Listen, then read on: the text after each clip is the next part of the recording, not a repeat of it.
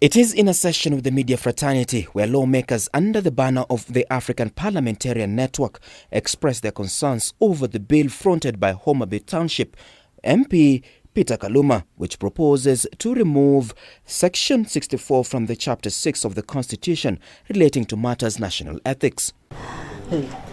The legislators want ODM to take action against Peter Kaluma for violating their party's ethics and stand in fighting corruption since the formation of the party after efforts to persuade him to drop the bill hit a dead end. He has ignored our various requests, imploring him to withdraw this amendment and instead has expressed a personal interest in it. This amendment is a retrogressive proposal that will set back the national fight against corruption and weaken the Economic Crimes Act. They maintain that the party leader Raila Odinga has been notified of Kaluma's intention, arguing the bill will renegade on the efforts the nation has made in the fight against corruption. The amendment bill will have a disastrous effect on the standing of ODM party and the image of the party leader, His Honorable Raila Odinga, who is internationally recognized as a fearless fighter against corruption. It is our request that this matter be raised within the ODM Party Disciplinary Committee for their own assessment.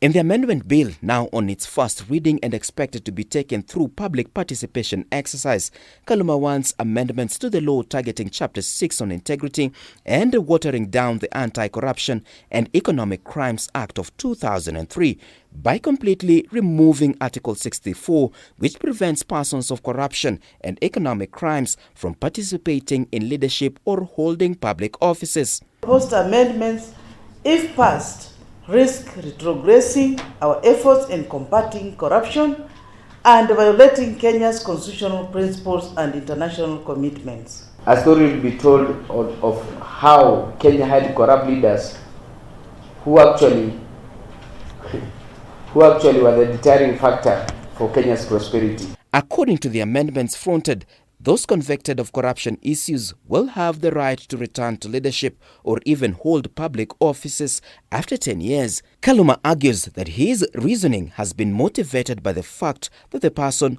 would have served his sentence and thus leading to prejudice. Sign this so that you... Aside from the legislators, key institutions have expressed their reservations, including the Ethics and Anti-Corruption Commission, the IEBC, and lawyers. The Anti-Corruption and Economic Crimes Act 2003 are in line with the best practices, uphold the principles of our Constitution, and meet Kenya's international commitment. This idea of taking people who are accused of corruption to EACC, where they get a 3-course meal, and then they go on the catwalk to display how many political supporters they have.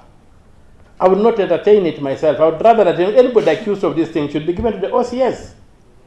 Let the OCS throw him on the floor. Martin Opio, K24 TV, Nairobi. We used to fight with you.